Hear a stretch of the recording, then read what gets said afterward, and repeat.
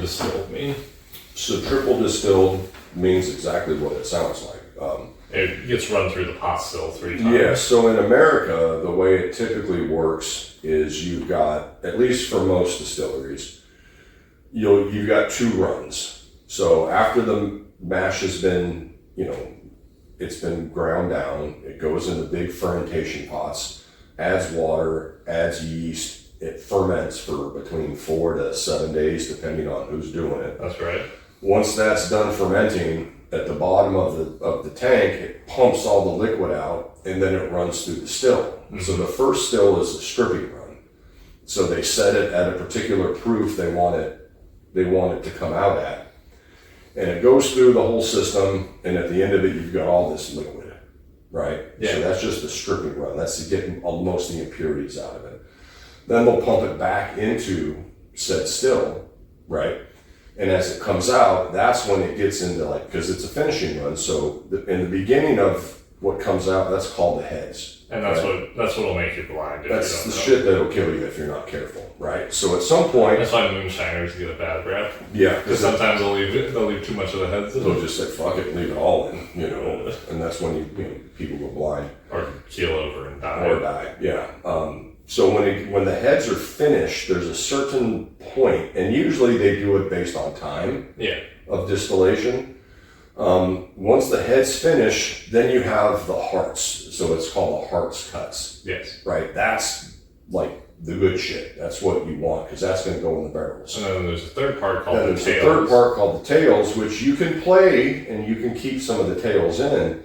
Like I was just telling you, it just depends how long you're going to age it for. Because the tails part of the distillation, it needs time to, work itself out and be good. Where in Irish whiskey, like they make a point to say it's triple distilled. And also unlike a lot of the other releases from Powers, which is based out of the Middleton distillery, this is a single pot still. Yep. Whereas regular Powers blends in multiple pots, And do they blend in a column still for their regular boy releases? I don't. Oh boy, I didn't. Because I read that Powers. On that. I read that Powers Gold Label, which is the red label. It's like the basic boy Powers. Yeah. They use corn whiskey. Whatever. Yeah. That means. Well, that just means that they're just distilling corn. Okay. Right. So they're taking a book, a page out of the Americans. Never been to Middleton, so I know when I saw Jameson, I wasn't there, but I've seen pictures, and all they have are pot stills. Okay, so maybe it's just corn. Big, gigantic pot stills, but fucking huge. But they're still pot stills, so I think for the Powers regular release, they'll pump a bunch of corn liquid in there, right? Makes sense. Anyway, triple distilled. Triple distilled. Unlike the American counterparts who do it 2 times, the Irish typically do it 3 times. Yeah, and so they do 2 stripping runs, right? And then they'll come back for the third and do their finishing run, and that's where they kind of dice it up and then put it in typically used American oak barrels. And then this one was a Father's Day present. Yes, from me to him. Yep. Happy Father's Day to you. Thank you. 12-year age dated. Sitting at a comfortable 92 proof. Which for Irish is pretty good. That is pretty good. This is the second highest proof offering from Powers. The highest proof offering is the Powers John's Lane, which is this, but at cask strength, which I've never seen before in my life. Yeah. And so now the interesting thing about this one, so it's a 12-year age dated. So 12 years in the original barrel, and then they finished them in Pedro Jimenez cherry barrels. Right. So which is quite nice, and it also gives it a darker color than it would have otherwise. Correct. Pedro Jimenez Sherry, otherwise known as PX. PX, yeah. In your experience, what does aging a Irish or a Scotch whiskey in? Just extra fruitiness. That's what it imparts. Extra fruitiness, because sherry's not as heavy as port. Not at all. So port, especially with Irish, like soft Irishes, port can almost be overpowering. Mm-hmm. Where like a sherry is just a touch lighter, so you get more of the fruity notes out of it. Where like with American bourbon, because it's so just so different. And most are using column stills. Right.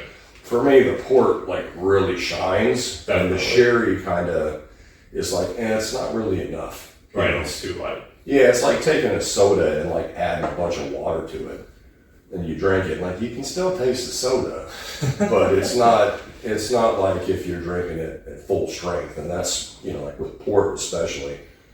It's like that really stands up well. That's to right. bourbon. For those of you just tuning in, I bought this for my dear father as a Father's Day present because this is a bottle that he would never ever buy for himself.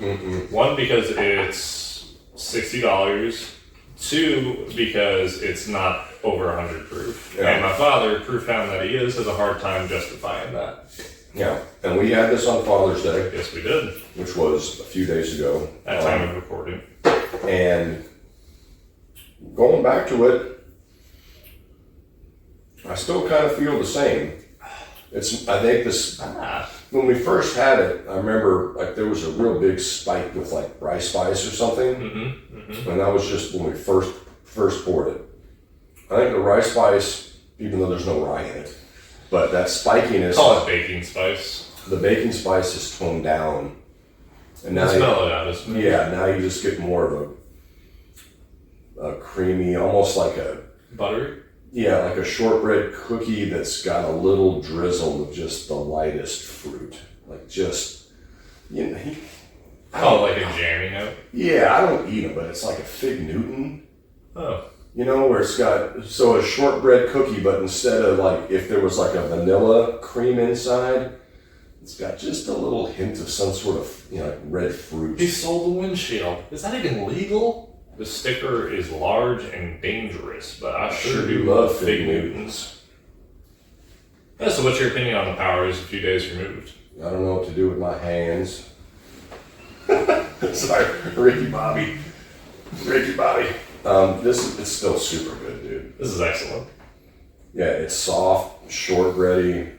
I still think even though the baking spice has relaxed, it does drink a little hotter than you would expect. I would agree. Still, it still drinks a bit hotter than the proof. The 12-year age statement probably helps. Yeah, I'm getting more. Like more of the oak tannins are coming out. At least for me.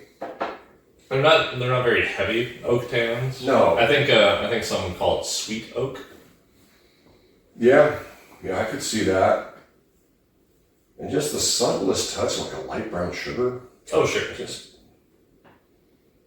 But I love how the red, and when you say red fruit, it's like, well, be specific, dickhead. It's like, well, it's not any one. That's more the idea of red fruit, Right. Bright, crisp, that sort of thing. Yeah, it's like Kool-Aid, it's like, instead of saying Fruit punch. Yeah, you're like, what kind is it? I don't know, it's red. It's red. It tastes like red. It's a Burt Kreischer reference, but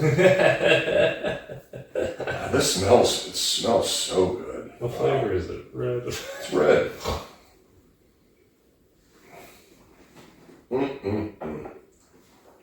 Still get the maltiness. Oh, we've mentioned it before. Irish whiskey traditionally uses a blend of unmalted barley and malted barley. Yes, they do. It's for tax purposes. For tax purposes. Because the Irish are all about getting one over on everybody. Yeah, that's why it runs deep in our blood. Screw the government. We'll find a workaround around It's this. Malted barley that's taxed. Malted barley's taxed.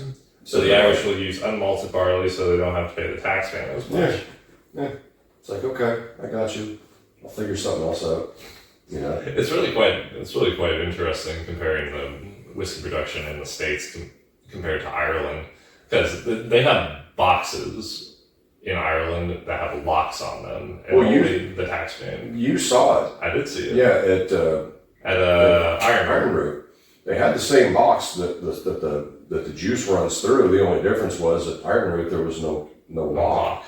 And in Ireland and Scotland, there's two locks. The distiller has one, and the tax man has one, and you can't get into it without them both being there because they want their money. Of course.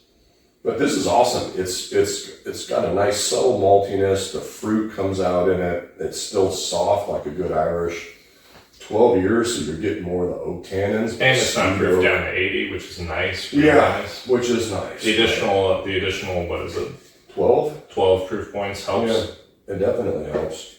Yeah, it just gives it just a more depth of flavor as opposed to a It's quite nice because 80 proof. there isn't a lot in Irish whiskey that's in between 80 proof and like your extremely rare 18-year age statement cash strength offerings, a la Yeah, the Jameson Bow Street. Bow Street. Or the Redbreast. Or the Redbreast. Or the Blue Spot. But even the Blue Spot, the proof's only like 107 or 108, I think. It's very cold there. That's cash strength. It's very cold there. Yeah, this is really good. Yeah, I still get the same stuff, shortbread cookies. Easy to find at Total Wine and other big box stores. It's a regular release from Powers. The cash strength, I'm going to keep my eye out for it. That seems like a pretty limited release. Yeah, that'd be pretty awesome though. It'd be kind of fun to compare The cash strength. the cash strength Powers 12 to the Redbreast cash strength to the Blue Spot. Like, that would be interesting to see, you know. We can't do it with the Jameson Bow Street because That's not fair. that's almost empty though too, and we can't replace it. Don't worry, I've got plenty. Yeah, We can use the tiny glasses. yeah, use the tiny glasses. But yeah, so if you're into Irish and you're looking to maybe take a next step, so you've had Jameson, maybe you've tried Green Spot, maybe you've tried the regular Powers before. Mm-hmm. I think there's great value into getting into age-stated Irish whiskey. Just like Scotch, you know, like 10 years on the age stain is like where you start. Mm-hmm. Yeah, and I would say if you're coming from the bourbon world and you see a 12-year and you're like, oh, like this is gonna knock my socks off. Like it's still Irish. It's still subtle and it's pretty and you know it's those kinds of things. It's not gonna be. It's not going to kick down your door like a 12-year age-stated bourbon's going to. It can, yeah. You know, just how rich. I'm just looking at the Baker's 13. Just Yeah. you know how rich some of those are just from the heat. You know, pulling out oak tannins and stuff. That you still have oak tannins in there, but it's definitely on the sweeter side. It's The on oak prettier tannins. side. The oak tannins in Scotch and Irish play a more supporting role, whereas in American bourbon they are more pronounced. Yeah. Is that just the maltiness or? Am I getting like the ever slightest bit of like apple now? Yeah, I mean red fruit. Yeah. Now that I was talking about Green Spot, I'm like, ooh, green apple. It's on the path towards green apple, but it's not as pronounced as green spot because green spot is apple all day. Yeah. Yeah, but it's there mixed with those Jimenez sherry barrels. Wow, it's super good. So thank you for buying this. I knew you'd never buy it for yourself because it proves too low. It'll go in the collection with the other Irish, with its brothers and sisters, and That'll sit in a tube because well, that's when you know it's good. that's how you know it's pretentious. Comes in a tube.